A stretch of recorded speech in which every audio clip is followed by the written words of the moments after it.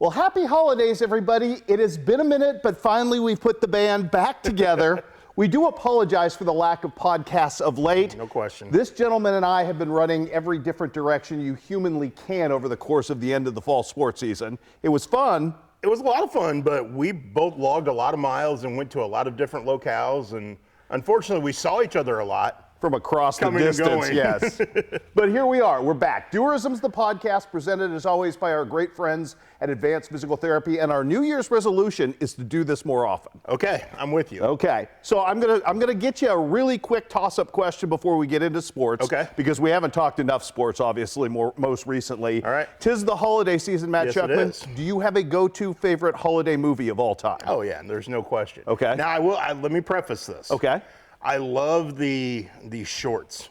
Okay. The one you, as you were growing up, the ones you saw on CBS at night, or the other national affiliates. Anything narrated by Burl Ives. Oh yes, the pride of Eastern Illinois University. Correct. So of course that's where my heart lies. Okay. But when it comes to a Christmas movie, National Lampoon's Christmas Vacation. It's awfully good and awfully funny, and to me, every it's year. up here and everything else is below. I think there are a number of like those classics that I think everybody has to watch every year. And some of those have become new classics. I think Elf has kind of fallen into that with a lot of people with the way they do it. I know A Christmas Story for my family was always, because of the marathon, and Ralphie and the BB gun was always a part of it. White Christmas is still one that I will gravitate toward and watch every year. I agree with you. I love the classics. I mean, be it the Alistair Sim or the one with George C. Scott. I love the Scrooge movies, The Christmas Carol. There you go. Other classics, obviously, It's a Wonderful Life, and Die Hard. It's not a Christmas movie. Okay, so can I ask you a question? Reflexively, you have to answer this. Okay. Without thinking about it. Is Home Alone a Christmas movie? You're thinking. Because I don't think Christmas. I think it's Home Alone. The story is about him being home alone. It's not about Christmas. I'm just going to tell you that Home Alone, for people who consider it a Christmas movie, is the exact same movie as Die Hard. It's about defending your home from suburban terrorists, whether your home is a tastefully appointed manse in the Chicago suburbs or the Nakatomi building. So Die Hard is a Christmas movie. That's the hill I'm dying on, Matt Schuckman. It's so funny how that is such a debate. Whether Die Hard is a Christmas movie. We all love Bruce Willis. Well, we all love the movie. Oh, it's a great movie. Without a doubt, if it pops on TV, I'm watching it. By the way, is Hans Gruber one of the best villains of all time? Oh, no question about it. So good in that role. So good. But it's just so funny how that is such a debate. And like, I'm kind of in the middle there, like, it's a movie, okay. You know why it is? Because we all want to tick off our wives who are watching, the Hallmark Channel or the Lifetime movies nonstop. This is our revenge as men. It's not just wives that watch those. Well, that's true. There's a bunch of us who love the Christmas movies and kind of get sucked in. And who can resist the story? It might happen. Yeah, who can resist the story of a young woman come home to her old boyfriend from the corporate job she hates, and he might just be Santa's son? Hey. It's good story writing. I would watch it. I get sucked in. It's Christmas. You and I have talked about this. It's I Christmas. get sucked into those, and next thing you know, it's like, oh, this is terrible. 2 hours later, you're going, I'm still watching. I'm still watching. And what's on next? And they get you. But yes, I get sucked into the Hallmark and the Lifetime movies. It's Christmas. At Christmas only. Yeah, well, and I think that's probably all of us. I mean, we all want to do something to celebrate the season, and we got to celebrate the season this year with the state football championship. We did. Which doesn't happen very often around here. Just as far as this goes, I mean, I think there are people out here who thought Central had a chance to win that game. Yeah. I don't think anybody saw them winning that game by a shutout against Lena Winslow, against the Dunker kid, who's one of the historically great backs in the history of the class. What struck you? I know you were there, other than obviously the cold and the wind that day. What struck you, Matt, about the way that Central conducted their business? Sideline to sideline attacking defensively. We can talk all you want about the freaks and the speed training that Brad Dixon employs and all of that stuff. But you saw it on game day. You saw their ability to run. When Caden Niekamp is running guys down from behind, that's when it jumped out at you. Like the plays that they made early in that game to stop Lena Winslow's offense. Now, granted, that the fourth down stop on the very first drive, 4th and 4 from the 6, and you make the stop. Huge moment it was in that game. But then there was one a little later in that first half where knee camp, I believe it was on a 4th down play, ran a guy down from behind. And it was just like, whoa. And I think everybody in that stadium went, whoa. And I don't think anybody quite understood just how much of a freak Caden Niekamp is. They do but now. He showcased it for everybody to see. The best part for me, though, was talking to him afterward. Now, he goes to the post-game press conference they do. Right. And he gets asked about being only 15 and having teammates drive him to school. I think you were the first one to do that story. Yeah, that was a while back. Yeah. But so he and I are talking then over by the bus later. And I said, so you're tired of hearing that you're 15? He's like, oh, man. Because it's all anybody ever wants to ask about. I said, well, I'm going to ask about something different. And we got a conversation going. But I asked him when he kind of realized he could play at this level. Yeah. And he went back to his freshman year. He started the season, if you remember, as a middle linebacker. Right. Okay? Then they moved him to defensive end and made him play with his hand on the ground. Mm-hmm. Reese Wilkie's the reason Caden Niekamp is so good. Right. And he went on and on about how Reese Wilkie changed, what Reese Wilkie did for him, staying after practice, working with him one-on-one, doing all these things. And I'm sitting there listening to this going, there's why Central's good. And I'm sure there's a story like that at every school around here.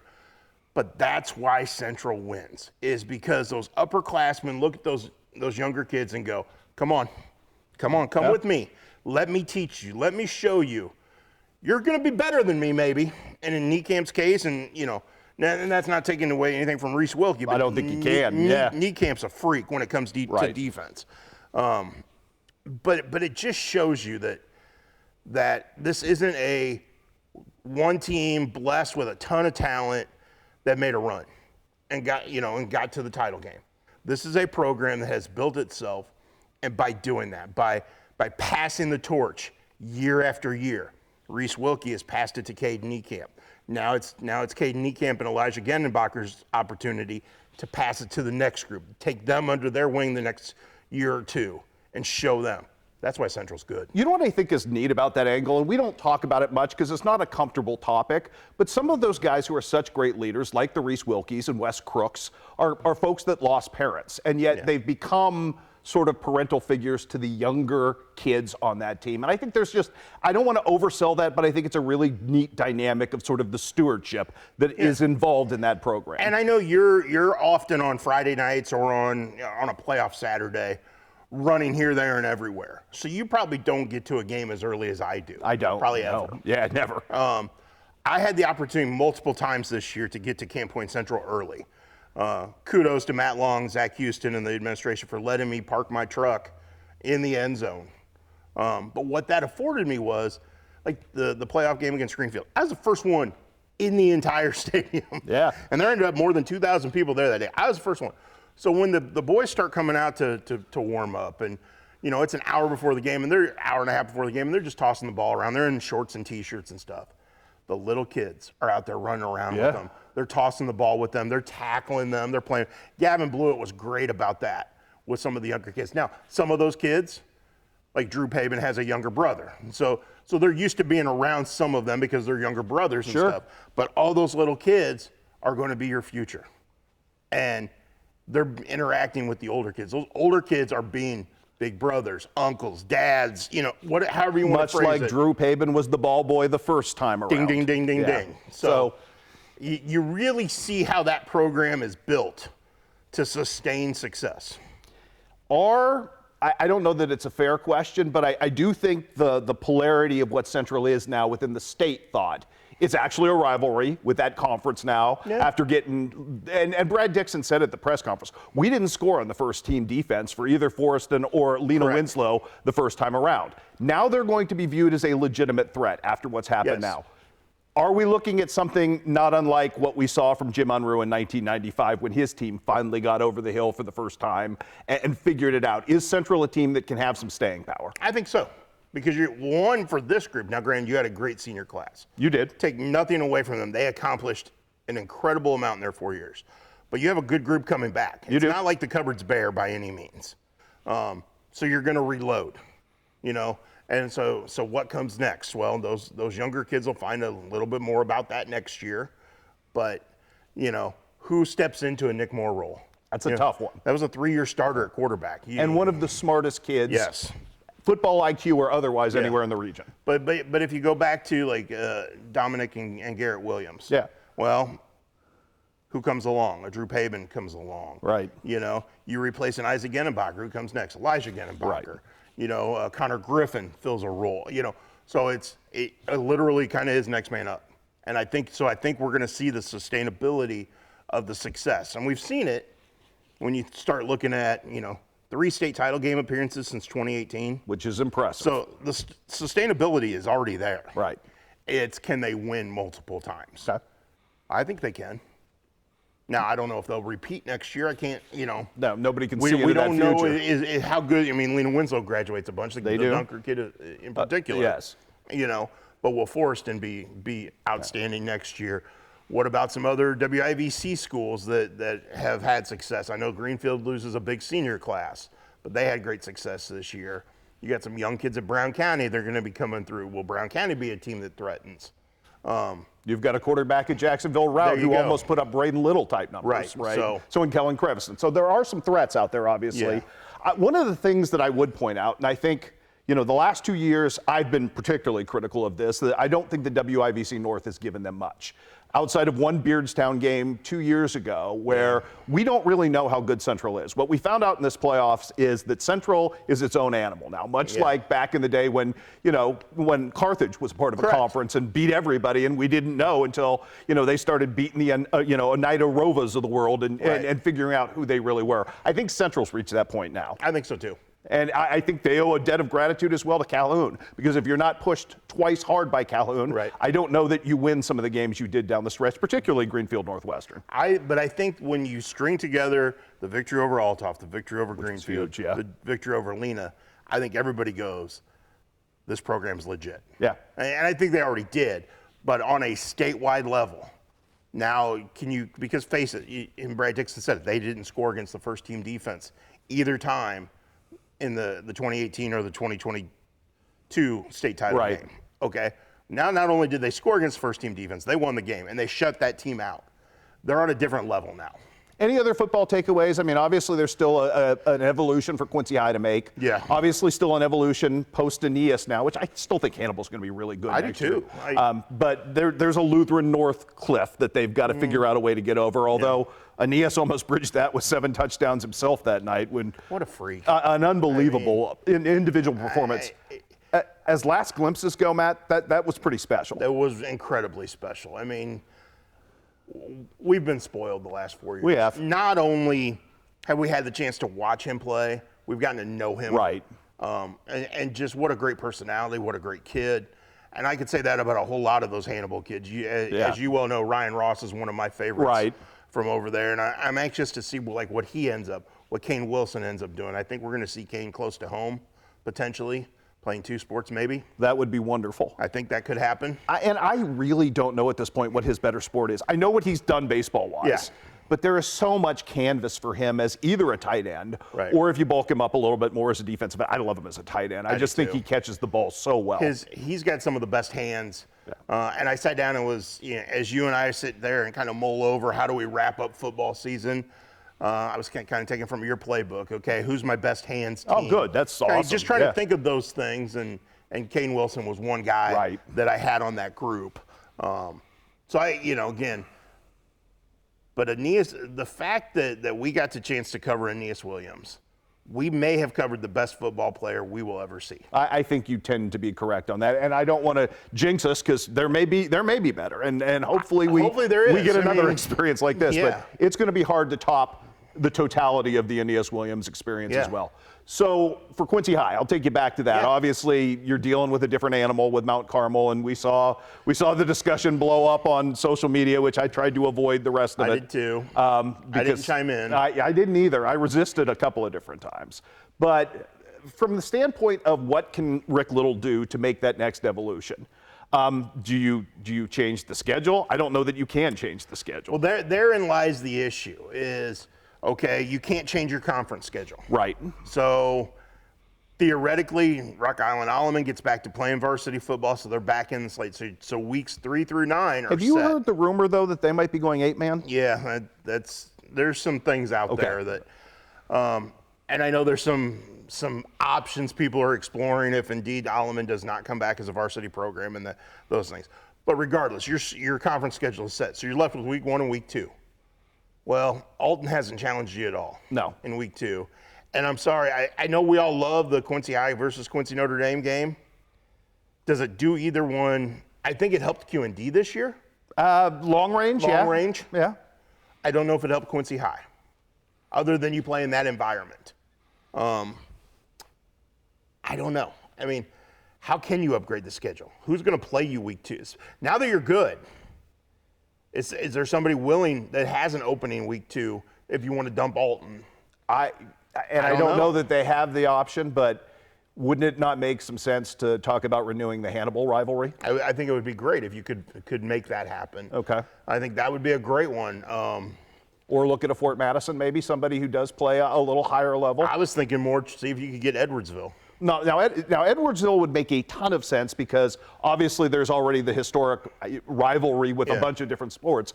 Edwardsville would be a team that instantly upgrades who you do. That's a really great thought. Yeah, but see, like in my head I'm thinking, well, go get one of the normal schools who have been good. Right. Well, but their conference schedules and stuff, I think, take up all 9 weeks. See, so like you've got to look around at that as who potentially could you play? Yeah. So I think there's some of that, but I would love to see Quincy High School upgrade that week 2 game because I think it would help them in the long run. Again, you can't do anything about the conference schedule. Right. But I think if you could upgrade your other pieces to your schedule, it would help them. I'm going to leave you with this football-wise. Really weird, but nice dismount for Quincy Notre Dame in terms of a season and what they were able to do. And I think we saw the value of those games played in mid-Missouri, those mid-Missouri teams that really kind of proved that they were better than that 4-5 record. I think so too. Next year's going to be really hard, obviously, with the change in the conference and who your new existence is.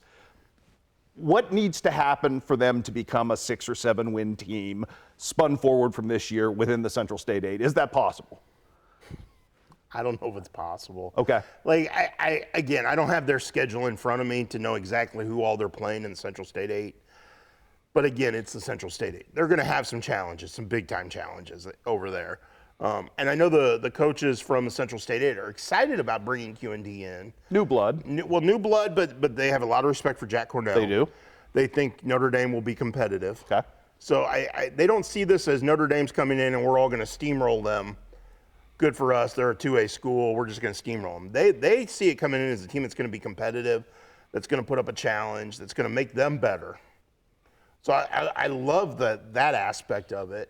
And I think Notre Dame brings back a crew that can contend, that can play. It's when you have those years or a couple of classes that just aren't quite as loaded. Okay. For example, this year you had to play some younger kids. Right. Last year they had to play some younger kids. When you have that situation, are you going to struggle mightily in the Central State 8? Very well could. I don't think you can go into a year like this year, like Quincy Notre Dame did, not quite know what your identity is. Yeah. And try to solve it, because you're not going to be able to solve that on the fly in the Central State 8. I mean, I think you have to be who you have to be. Yep. So, and I think they figured out who they have to be. I think that was the really great part of this season for them, is they did. I think they knew their defensive identity. I think, you get Wyatt Mueller back. That helped a ton with who they were. Taylor Scott's just a machine. He is, and probably as good. I'm not saying he's better than anybody, but as good as any linebacker we have in the area in a year of really great linebackers. No question. I mean, I think we were loaded at linebacker across the board. I would agree. So he ranks with any of them. So I do think that's an interesting byproduct. Ivan Hoon was really good, and once they established him. Did it figured out how to run the ball to him? Yes. I think they've got to replace some guys up front because they had some seniors along that offensive line. But if they can do that, they've got the pieces in place to be able to run the ball, to be really salty defensively. I think they can compete. Okay, let's move away from football, although I may come back with you with college football, because I want to talk a little bit about the situation at Western and a little bit about the situation at Quincy University when we get to the back end of it. Yeah. Let's start with basketball, though, because last week was really the first really fully immersive week that we got, as Thanksgiving week is. And as Thanksgiving week usually is for you, you lived essentially at Blue Devil Gym. Yeah. And you got a really good chance to look at a really good basketball team that was without its best piece, at least that first week, in terms of Bradley Longcore. Correct. And I thought Quincy High really acquitted itself well. I was only out there for one quarter running around trying to get to everybody last week. But the quarter I saw, I think Quincy High, absent Bradley Longcore the third, has a lot of really interesting dynamic pieces. Not that that's a surprise, but I like the way they fit together this week. Is that fair? Yeah, I think it's very fair. And my takeaway is this. They got up big on Chicago Phillips on Thursday night, and they put it on cruise control a little bit. Yeah. And Phillips made a run at him. And it was like, okay, we got to lock it back in. And they did. They didn't let getting punched in the mouth throw them off or change the way they approached the next 2 nights, which I thought was big. That's maturity, though, isn't it? That's exactly what it is. And we saw some unselfishness out of this group. This group struggled at times last year with who was going to take the shot. I want to take the shot. No, I want to take the shot. You know, this year it's who's ever's open's getting the shot. And it's not, okay, I don't care if you're open. I'm taking this contested shot over here. That doesn't happen. At least it hasn't happened through 3 games. And from what I've seen in practice, that hasn't happened. The maturity side of this group has really shown so far. If that continues, they're going to have a lot of success. When they're organic, and I think maybe that's the most important word here, when it isn't forced. And we saw that last year, though, at times where you really saw them trying to make things happen when it wasn't happening. No question. I think they've learned through basketball nuance, maturity, as we said. Yeah. You know, if the ball flows, they're going to be good. And they've learned to play together. Yeah. And they can sit there and say, oh, well, we've played together since we were in 4th, 5th, 6th grade. Yeah, but you've had to figure out who's gotten better over that time. Somebody may have been really good at that age that isn't quite as good now. Somebody who wasn't good at that age could be a lot better now. People have grown. People have not grown. And, you know, the game has changed. So you have to figure out how to change with it. This group has figured out, at least from all appearances, has figured out how to change and work together. And I know that's something Andy Douglas stressed throughout the offseason. Unselfishness, play together, play for each other, not against each other. And I think they've really taken that to heart. Quincy Notre Dame started off with a very good week. Yeah. Not against great schedule. Let's preface it that way. Yeah, but they had some questions to answer, and I thought they did a very nice job. Meanwhile, up in Bushnell, you had Macomb looking like world beaters, including taking apart a really good, #1 ranked at the time, not anymore, Illini Bluff squad led by Hank Elvey, who's going to go play at Lehigh next year. Yep. And Macomb's doing it with Twin Towers. Obviously, the Dion Doyle, Ian Case thing working really well. No question. They're athletic as all get out in the backcourt. How big is this game going to Macomb this weekend for Quincy Notre Dame? I think it's a very big game for both. Okay. Just to continue to progress. You know, it'd be one thing if Macomb goes and wins the championship at Bushnell, and did what it did against some good teams. I think West Hancock's a good team. They're a very good team. I think Illini West is better than some people will maybe thought going in. Okay. Because I think Colby Robertson's a darn good point guard. He is, and they've got other pieces. And Reese Shoup, when he's hitting, makes them a different team. Yes. No question. So I think going there and having success was a big deal. But you got to follow it up. You got to carry it over. You can't slide back and go, oh, we had a great first week. Okay, now we're full of ourselves. You've got to continue to push. You've got to continue to get better in Macomb's case. And I think the same with Notre Dame. So I think we're going to see a whale of a game on Saturday night. But 2, I think win or lose for both, they have to play well. And it's the carryover. And now Notre Dame's got a tough one on Friday night against Springfield Sacred Heart Griffin. Right. I forget, who does Macomb have Friday night? I'd have to look back at the schedule. But I think Saturday night's game is a big game. Just, you've got to continue. You got to keep on that pace you've set now for yourself. So keep growing, keep improving. We also got a little bit of Missouri basketball, so I'm going to open that up to you as well. Anybody else super impress you this first, I guess, week and a half or what we had through the Turkey tournament stuff? I know Pittsfield's tournament wasn't great, but obviously Brad Tomhave got the undefeated run through the tournament and his 300th career victory. He did. Which, you know. And I laughed because I didn't go down to Pittsfield the other night for what ended up being his 300th victory, but I watched our guys at Central Illinois Sports watch their. Pittsfield won that game. Pittsfield was 1 of 18 from the field to start that game. It's not great. And they still won. Yeah. But what Brad told me afterward, he's like, most times, you start 1 of 18, you're losing. Okay. And his kids showed some toughness, some tenacity, really got after it in the second half. I can only imagine what that locker room was like at halftime to get them remotivated. But they did it. And I think there's a team with seniors. Yeah. There's a team with some guys with basketball IQ. So they could be in that mix of, hey, we could be something by the end of the year. I think Payson's got a chance to be good. I'm anxious to see West Hancock. Okay. I think when the threes are falling, West Hancock is really, really good. When they're not, though, what do they do? That's the problem and at this point. You know, and talking with Jeff Dahl, trying to figure that part out. And I think he's got some things brewing there that could matter. Obviously, Central's 2-0, got out of the gate quick, but yeah, I have no read on that. How can you? I mean, they had played one practice? Well, and they had played two teams who aren't very, very good, obviously, at this point. But obviously, knowing what they have back, knowing the job that James did last year with those guys, and the fact that they are such great fit pieces from football to basketball moving on, I think they're a team that has some danger to them. I know there are some people out there that like Unity and the prospect that they have going through. They ran into a bit of a tough draw, obviously, down at Beardstown, because Beardstown's really good, and West Central is a team that's obviously going to be ranked in the top 5, probably for most of the season, with Zach Evans back. So that was a tough draw for them. I'm not willing to write them off. You know who surprised me that I thought looked really good? Who's that? In one view, and they've got a big game with Palmyra this week, are the Canton boys. Yeah. I think there's a lot to like about them. Yeah. Preston Brewer specifically. Correct. But I think you've got pieces around him. A Zach Sparrow fits in really nice there. I think Dalton Armentrout has them ready to go.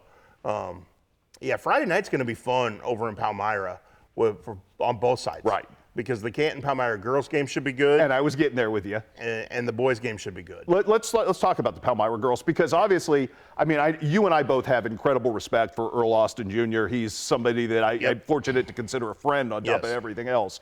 And he has talked nonstop about Palmyra pretty much this preseason. And if you're not listening to his podcast, you're missing out, folks, because he does as good a job on girls basketball as anybody out there. But there has been a lot of hype, and you've got a new coach who's come in, and you've got things that you had to repair. We'll just leave it at that from last season that seem to be getting repaired. There is a lot of reason for that hype for Palmyra, is there not? Yes, there is. And you could talk about all the peripheral stuff. Yeah. Get to what's going on the court. Mm-hmm. You've got size. You do? You've got guard play. You've got quickness. You've got shooters. You got a team that's willing to buckle down and play defensively. Sounds like a winning team to me. Yeah, it does. You know? You got athletes. You got a Division I athlete, obviously going to go play track and field or which was, by the way, incredible credit to Miss King, because obviously, Iowa State is no small shakes. No, not at all. Yeah. So, but I mean, so you have an athletic big who's strong and physical. Your wing players can get it done, and I think they have all the pieces to be something really special. Is there another team in Northeast Missouri, any other team that because we had this discussion the other day, it seems like maybe Northeast Missouri is going to be 2 or 3 teams and we're going to wait. Is there a swing team there? Is it the Palmyra boys? Might it be if things fit right for Brock Idris, the Monroe City boys? Because they do have a lot of young talent. See, I think Monroe City's a year away from really, us talking a ton about them because they're young. Yeah. But I think those young kids have talent. Okay. And I think you're going to see that. You're going to see more of that as this year goes on. They're going to see some growth there. On the boys' side, I really, as I've delved into it more and more, I think Canton boys are pretty good. I think Palmyra boys are pretty good. Outside of that, I don't know who's going to wow us. And that's kind of where we were with all of this, trying to figure out, is there another team out there that pegs radar or a grower? And there always is. Yeah. It's just really hard to identify at this point. It's awfully early. Some teams have only played one game. Well, on the girls' side, though, let's look at that. I mean, you have Palmyra. Yeah. I think Hannibal, when they get everything figured out, has a chance to maybe be that team as well, coming off of last year's success. Anybody else girls-wise kind of ping radar for you? I think South Shelby's still going to be pretty good. Okay. Belle Roush is a talent. She's a ton. Callie McWilliams, obviously very hard to guard with her speed at guard. I think North Shelby's still going to be pretty good. I mean, they graduated a lot. They did. But Chris Parsons puts good things together. Yeah. Monroe City's going to be competitive. I'll tell you what. I'll tell you somebody who else is kind of stuck out. On the boys' side, back that direction. I'm kind of wildly fascinated by Marion County. Yeah. And just the fact that they've got these pieces that they've been playing for a couple of years. It seems like Joey Loggeman's been there 7 years now. A really talented player, obviously. Yeah. I think, I think if you look at that squad, that might be your grower as well. It might be. Yeah. I could see that. And I know talking with Reed Plunkett, he's really high on this group. Yeah. He really thinks they have potential. I could see that. Okay, let's talk a little college basketball right out of the gate right now. Obviously, it's not easy to win in the GLVC, and Courtney Boyd obviously has had one win out of the gate to start with, and then had to turn around and play Drury. No small fun there either. But it's going to be a process, is it not? I mean, people have to be patient. They have to be patient. She's going to get the job done. She's an extremely good coach. Really enjoyed getting to know her, talking to her. They're not very good right now. No. They're just not, Is it one class? Is it 2 classes away, Matt? Probably 2. Okay. Because I don't think you can replace everything within. I mean, she brought in some of her own, but some of the kids, like an Ashlyn Arnsman, had already committed to QU, who I still think is a good fit here. But Courtney didn't recruit her to Quincy. So now you got a full recruiting cycle to go through. And the interesting thing I found in chatting with her is she's got her eyes on some local talent. She wants to bring in some local talent. Mm-hmm. And I think that's very important because I think I went out there on Saturday for the men's game. Now, again, it was against Judson. It's Thanksgiving weekend and the whole bit. There maybe were 200 people there. Yeah. Okay. QU's a decent team. I don't know where the men are going to fit in this. But there's nothing local. Yeah. There's no ties to bring in that extra oomph of enticement or bring in fans or, and that kind of stuff. Not saying you have to have that, but if you can find the right fit, it'd be great if you could. And I think Courtney Boyd's looking at that. She's, again, has ties to the area, knows the talent in this area, has recruited from this area. So I think she's doing a really good job of identifying that, working those angles, trying to get into where she might be able to land somebody who fits that mold. But I think across the board, I think she's doing what Quincy University needs to do. And you look at what the football program has done. Now, granted, Peyton Plunkett was a transfer. Right. But he was local. Mm-hmm. Jackson Connell was local. You don't have to go out and get every kid. But they went and got Chris Flax, who's going to be an incoming lineman from Quincy High School. You got to have some. If you're QU, you have to have some local ties. I would think that's a lesson that I think gets addressed down the road. Yeah. At this particular point, I know Steve Hawkins also is trying to get the program to where it was. Yeah. There was a pretty. I don't want that to come across as I'm criticizing what he's doing. But I think if you look at the successful teams and the teams that have drawn, you have to have some. It takes more than a few wins. I was gonna make out the point that Quincy University did have that kind of debilitating 2-game span where they just didn't seem to play. Yeah. And that eats Steve Hawkins alive. Oh, no question. And it seemed really oddly timed. Do you have any intel on what happened there? No, they just don't shoot the ball very well. Okay. And I know they're hoping maybe their second half performance against Judson brings on some of that. But when you go, 2 of 19 from three-point range in one game and 4 of 24 from the next, you can say all you want about playing good teams and playing teams that play good defense. You're not shooting the ball very well. You're not going to win shooting the ball like that. You're just not. John Wood also had a clunker around the holidays, but by the same token, John Wood has been pretty good out of the gate. I think we're seeing some of those guys really in a second season together. Yes. And I know they played some ball together, but it really is starting to feel more cohesive for Brad. And I think Brad identified some pieces that he needed to go get to make this team better. You mean with his usual outside of the area type stuff? Yeah. Well, and it just he went and got a point guard from Mexico, and Jordan Shelton, who has been in Mexico, Missouri. Yes. Who's been really good. Jacob Wallingford has been really good so far. He's fit in really well there. And I think there's a cohesiveness that this team didn't have last year that this team does. There's just they fit together up and down the line. And I don't even know how to explain it, but you can just sense it. You can sense that there's a camaraderie and and a chemistry about this group that really works. I know you talked to JD Gravina the other night after his 300th. I think they've been really fun. And I think there's some pressure on JD Gravina. In fact, I've heard some of that, this year is a very important year for them. Yeah. They're playing some really good young players, Reagan McGowan, more than anyone, who seems to have changed who they are. That's a fun team all of a sudden now. No question. And I think Eddie Dietz is good. The Brownlee girls, good. Mallory McDermott's the one I just like the way she plays. Interesting, 6-1, and I know they haven't played some world beaters in that. No. But they've won those games, and I believe it's the best 7-game stretch to open a season that he's ever had there. And some of those lesser games, like Stevens College, which you know because I know you follow the Columbia market, it's probably the best Stevens team they've had in a long, long time. So there are some wins there that may not get the resonance they've had. But the thing that I enjoy about them is that they're fun to watch this year, and the ball is flowing again, and it's not just all 3 points. They're moving the ball in and out and doing some things. So they've been very good. Obviously, the Western men for Chad Boudreau have played a really tough schedule out of the gate. No doubt. They've been competitive in some of those games. Yeah. And I think they are, as advertised, a fun team to watch, but much like Quincy University, they don't shoot the ball well enough yet. And I think that it comes back to you got to put the ball in the hoop. Yeah. Now, you can dunk all you want, but you got to be able to shoot the ball and put it through the hoop to be successful at the college level. I do like what Chad's doing, though, in his first year as head coach there. So I think there's an upside there that I think we're going to see.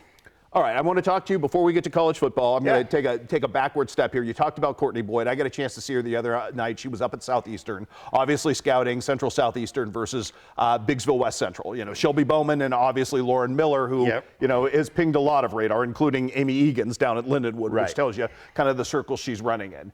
Our basketball girls-wise, West Central Illinois. Obviously, Quincy High's off to the great start. Quincy Notre Dame, I think, it's Eric Warren, and they've got great guards, and they're not a surprise.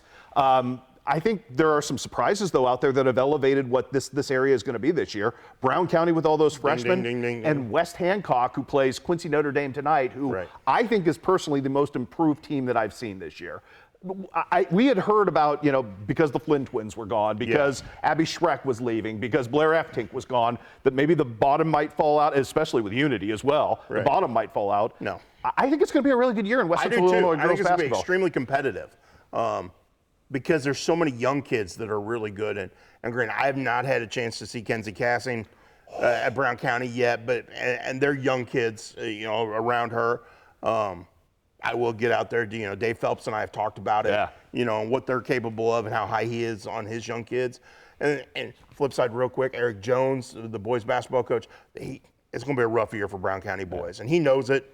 They all know it. Well, the Tice Fullerton injury just crushed them. But they've got a lot of young kids who are coming in this, 8th grade level and freshman, So look for Brown County to be good on the boys side in years to come. Anyway, back to the girls basketball side. But I think you're right. I think I've seen the freshmen at Quincy High who are really good. Super good. Super good. I think there's an injection of youth across the board in our area this year that's going to make basketball really competitive and really fun to watch. I don't know if we have a team that's going to make the state tournament. Okay. But I think we're going to have a lot of teams go head-to-head and knock just battle with each other night in and night out, and it's going to be extremely competitive. Now, I say that Central Southeastern might be a team that makes a run to state. I also think that it's really watchable basketball this year. It's fun because a lot of it is up-tempo. And the thing I love about Quincy High, which you mentioned, those freshmen are so organically ingrained in that defensive side of things. It's all about the offense with Quincy High now. It's like, can you get the offense flowing because the defense has been so good? And Jada, by the way, kind of changes what Taylor Foey has to do positionally. Oh, yes. Because she has come in and she's become sort of the real center, and that allows Taylor to be kind of a stretch four almost. And it works really well. It does. It does. And Miley Longcore is pretty special. She is really good, and she's got a really beautiful jump shot. Not that I should be surprised by this, but it is a really good jump shot. It is. All right, so we've had some football upheaval already at Western with Myers Hendrickson. Were you surprised? So, yes and no. I was surprised because I thought there would be a buyout issue. Learned after the fact that the buyout this year was the same as it would have been last year. Good. It also heard some rumblings. And look, full disclosure, I think the world of Myers and his family have known them since, he was in 7th grade. Right. But there was a rumor that hit my inbox from a very reliable source about week 5 of the season that he had lost the staff. Yeah. And at that point, I thought after the fact, I went initially, ooh. And then I went, well, if you don't have your staff, if your staff feels like you can't recover them, it would be a wasted year. And I know Paul A. Bubb does not want to lose that year going into the OVC because, as you and I have discussed, there is a chance to do something immediately next year. No question. Which is why this job is getting the kind of attention it's getting. They're going to be competitive in the OVC if they get the right person in there. Now, the argument is out there. John Holasek, the longtime coach at Loyola. Yeah. High school guy. There was some interest in him because he was ready to move to the next level. Nothing conventional yet has worked at Western in the last couple of years. Derek Leonard's name is going to come up, at least in the circles of those of us. Is that too big a leap? Is that even something he'd have interest in? Well, here's the thing, and I think what people don't quite always understand is this. That leap isn't just about the X's and the O's. Right. It's about the Jimmies and the Joes. It is. Can you identify the people that can play at that level to help you win? Can you go into someone's house and recruit them? You don't have to do that as a high school coach. No. So that's where I think going from a high school head coach to a Division I head coach is a stretch. Well, and dating all the way back to Jerry Faust, it's not ever been very, very successful. No, it hasn't. So what is the answer for Western? Is there a set answer? I think what we've seen somewhat with Chad Boudreau is you have to hire somebody, J.D. Gravina, somebody who at least understands the culture and the community. Well, I think there's that. I think that's very important. What you had that, you thought with Myers. Yeah. But I think you've got to find somebody who can either go from an assistant job at an FCS school, who's ready to take on a head job, or a D2 head coach, but somebody who has those regional ties, who understands. Now, and I don't want to throw the name out there because I don't want people to go, oh, but like Greg Nesbitt at Truman knows the area, but he's on the back end of his career. Right. So he would not be a good fit, a guy like that. Would a guy like Chris Keevers at Indianapolis, ready to take that next jump? I don't know why he would leave Indianapolis, but and I'm just thinking GLVC pod, sure, because that's around here. What about and I can't think of his name now, my mind just went blank, but the Central Missouri head coach, sure, who had great success this year. Exactly. Is he ready to take that step from the D2 level to the FCS level? It's interesting to me, though, Matt, that what we've heard and some of the stuff that I've heard, and I can't reveal names just because I'm sourced, but there are major Division I positional coaches who are incredibly interested in that job. There's Tony Sarantino's name is already out there, Minnesota Vikings wide receiver coach, who has been mentioned prominently. And, if you read some of the sourcing out there, super interested. And people go, why would the Minnesota Vikings wide receivers coach be interested in that job? Well, the simple answer to that is there's only so many Division I head coaching jobs out there. And, would you rather spend your entire life being a valet at the Four Seasons or manage a Holiday Inn and prove you can do it so you can move up the ladder? So I think there's a lot of that argument for people who don't understand why that job is drawing the attention it is. And again, I would go back to the fact that moving to the OVC, you could look really special and be a super big hero in a very short amount of time if you turn Western around in 2 years. No question. You can probably write your ticket to the next level. There's a reason that job has interest. Let's talk a little wrestling. I mean, are you excited? Obviously, we're getting excited in earnest tonight because obviously you're going to have Teague Smith versus some of those Quincy High guys tonight that, Todd Smith already has a title. Owen Uppenhouse won a title last week? The three of them. Yeah. Todd, Breyer, Newbold. Yeah, Breyer Newbold is the one I was missing. Uppenhouse won up at Antioch. So, yes, I think Quincy High is going to be really, really good. Up and down the line, I think Hugh Sherrow wrestled for a title, lost in the title match, but went 4-1 up at Antioch. I think Quincy High is really, really good. Hannibal's off to a really good start. Yeah, and won 2 duels down at Helias on Wednesday night. I think there's a lot to look forward to. I think some of the Camp Point kids are going to be really good. They've got to get into the that's the problem. Room yes. Now. I think there's a lot to look forward to. Awesome. Let's talk about you. What do we have on the horizon for Muddy River coming up close soon? I know you're working on some special I got a couple projects that aren't exactly related to Muddy River sports right now, but we will be coming out with commemorative booklet for the Central football team. That's the one I was talking about. Yeah, so we will be doing that, working on that. Worked on that yesterday, so we'll be doing that to commemorate their state championship. And then we'll have a ton of basketball coverage. We'll kick back off our Prairie State profiles and show me spotlights next week. Kylie Robinson from Macomb is going to be one of the next Prairie State profiles. Awesome point guard, yeah. So looking forward to chatting with her about life in Macomb and life as a Bomber, and see if she's got any dirt on Skitch. We'll hope, and then maybe Skitch will pay us off to keep that under the table. So what about you? Anything great coming up? We're working on the Do or Die show. Got it started, and hopefully I'm trying to target. Well, obviously the awards week stuff is going to start on Saturday night with Overtime, where our first award will be our breakout non-football athletes, girls and boys. Okay. All the way till we count down to 10 days later. It's not really a week, Matt. It never is. I know. We'll count down and reveal our KHQA Football Player of the Year, and then I'm hoping by December 18 to have the All Do or Die team online so everybody has it before Christmas. So good. You and I are just insanely busy, but it's a good kind of busy. It is a good kind of busy. It always is. Let's do this again in 2 weeks. Okay. I think we'll have, obviously, a chance to talk about the upcoming holiday tournaments, which all of a sudden look really, really interesting on all different fronts. No question. It should be a lot of fun. I'm trying to plan out. Normally, for last quarter century, I've gone to Collinsville. Yeah. And just stayed on there and had different reporters at other spots. I think I might do a tour of Illinois this holiday. Very cool. And go one day here, one day here, one day here, Yeah, and some of that is just so fun just because every tournament is different. And I think I've had this discussion with you. I know you're not a particular fan of the gym, but I just love going to Waverly and getting that very first. I know you hate that gym. Hate that gym. But I just love getting the flavor. You should not be allowed to play basketball on a floor where when you're sideline, your feet are on the floor.